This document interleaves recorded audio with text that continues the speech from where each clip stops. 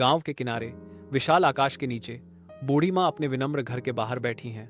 उनका चेहरा समय की कहानियों से अंकित है। उसकी निगाहें नरम पड़ जाती हैं जब वह अपने बेटे को दूर के खेतों में कड़ी मेहनत करते हुए देखती है। उसकी हरकतें सूर्य की निर्दयी चमक के नीचे लयबद्ध और अटूट हैं। एक कोमल मुस्कान उसके होंठों पर छा जाती है। उसकी कड़ी मेहनत और अटूट भावना के लिए एक मौन आशीर्वाद। पृष्ठभूमि में गांव के बच्चों की हंसी हवा में गूंजती है। उनके बेफिक्र खेल श्रम के भार के विपरीत हैं। बूढ़ी माँ की आंखों में गर्व और पछतावे का मिश्रण छा जाता है।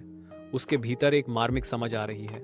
एक उदास फुसफुसाहट उसके होंठों से निकलती है, एक मौन विलाप। बूढ़ी माँ सोचती है कि अगर उसने अपने बेटे को शिक्षित किया होता तो वह भी आजाद होता। शाम बूढ़ी माँ के विनम्र घर पर उतरती है। जैसे ही उसका बेटा लौटता है, उसकी छवि दरवाजे से बनी होती है। वह उसे साधारण उपहार देता है, दूध और रोटी, उनकी मामूली दुनिया में प्यार की पेशकश।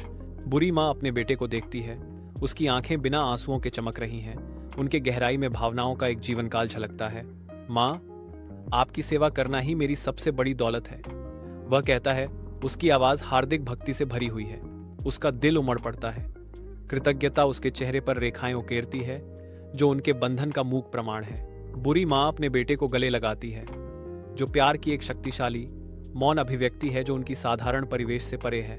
गांव के किनारे रात के विशाल विस्तार के नीचे बूढ़ी माँ और उसका बेटा शांत संगति में बैठे हैं। उनकी सिलहूट तारों की रोशनी से सजी हुई है।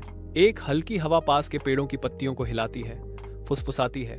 रहस्य केवल वे ही समझ सकते हैं। बेटा बूढ़ी माँ को देखता है।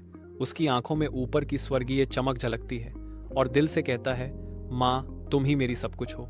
बूढ़ी माँ उसकी प्यार भरी निगाहों का जवाब देती है। उसकी अपनी आंखें गहरी मातृ प्रेम से भरी हुई हैं। कोमल भावना से वह जवाब देती है। उसकी आवाज रात की तरह नरम है, तुम भी मेरे सब कुछ हो।